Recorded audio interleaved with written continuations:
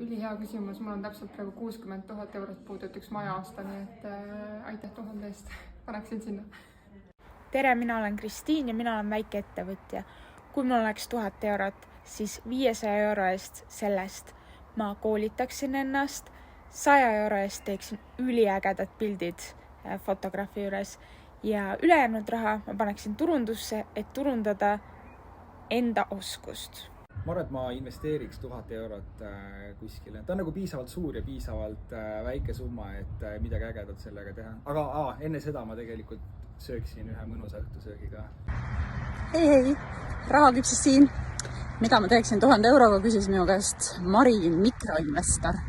Ma arvan, ma praegusel hetkel, kui ma mõtlen, ma võiks oma ema kuskile sanatooriumisse või Värska sanatooriumisse, et ta saaks mõnusalt puhata, suve nautida ja oma haigeid liigeseid ülitada.